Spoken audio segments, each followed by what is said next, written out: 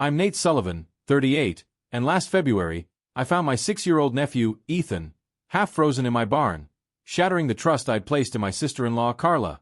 The thermometer read 10 degrees Fahrenheit, and Ethan, in a thin hoodie, was curled up in hay, his lips blue, whispering, "Uncle Nate, can I stay?" His arms bore fresh bruises, finger-shaped and cruel. My brother, Derek, died 4 years ago, and Carla had kept Ethan from me since. Now, holding proof of her neglect, I felt rage sharpen into purpose. If you're reading this, comment where you're from and subscribe for stories of family betrayal that might teach you to act before it's too late. I'm a welder in Bozeman, Montana, running a shop fixing ranch equipment. Derek and I grew up here, in a town of wide skies and bitter winters, our parents' diner a community hub. Derek married Carla, a bartender with a quick laugh, at 25. Ethan was born a year later, their joy. When a logging truck accident took Derek, Carla shut me out, refusing my help, ignoring Ethan's birthdays. "We're fine," she'd snap, her voice cold over the phone. I sent gifts, unreturned, and respected her distance, believing she was grieving. That morning, I carried Ethan inside my cabin, wrapping him in a quilt. "How long were you out there?" I asked, stoking the fire. "Since yesterday," he mumbled. "Mom said she'd be back, but the trailer was locked." My gut twisted. Carla had left him. No note, no call. I saw the bruises, dark on his wrists, a welt on his neck. "Who did this?" I asked. Ethan looked away. I fell. His lie was practiced, scared. I made oatmeal, watching him eat like he hadn't in days, and called my friend, Lila, a social worker who'd known Derek. "Carla's in trouble," Lila said over coffee at my kitchen table. "Ethan asleep on the couch. I've seen her at bars with a guy, Mitch, a trucker with a temper. Ethan's been missing school." I showed her the bruises. "This isn't clumsiness." Lila's eyes hardened. "Get evidence. Photos, videos, a doctor's report. Child Services needs proof." I nodded, my welder's hands itching to fix this the way I fix steel. Methodically, permanently.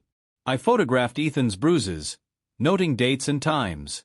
I bought a small security camera, hiding it in my living room, and invited Carla to drop Ethan off for a visit while she ran errands. She agreed, too eager to offload him. The camera caught her yanking Ethan's arm, hissing, "Don't embarrass me in front of Nate." Ethan flinched, eyes wide with fear. She threatened, "Act up, and you're sleeping outside again." I saved the footage, my blood boiling. Carla's trailer was a mess. Empty bottles, cigarette burns on the couch. I drove by one night after Lila tipped me off about a fight. Through a window, I saw Mitch shove Ethan into a corner, Carla screaming, "You're nothing but trouble." I recorded it, 5 minutes of undeniable abuse, Ethan's small body curling under their rage.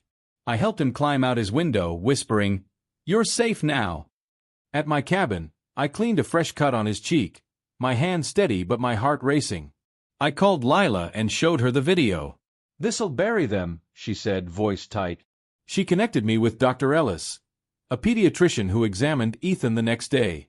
"Malnourished, chronic stress, bruising consistent with abuse," he reported, promising to testify.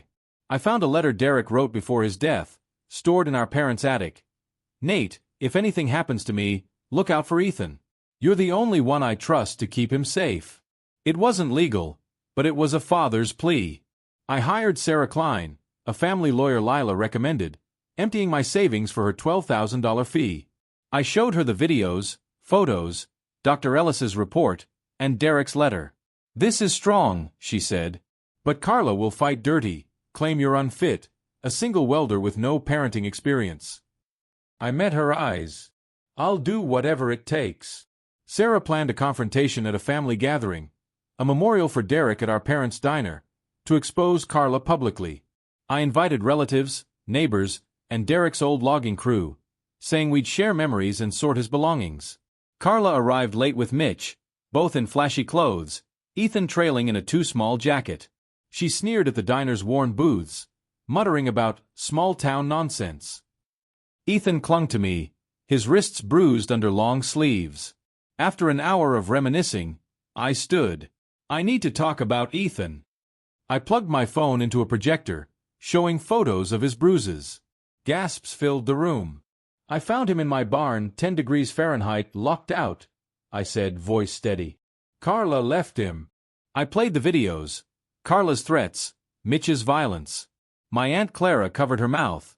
Derek's friend, Mike, cursed. Carla stood, face pale. This is a setup. You're twisting it. Lila spoke up. Those bruises aren't lies.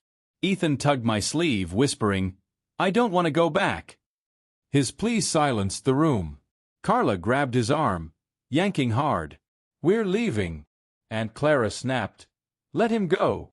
Carla released Ethan, glaring. You can't take my son.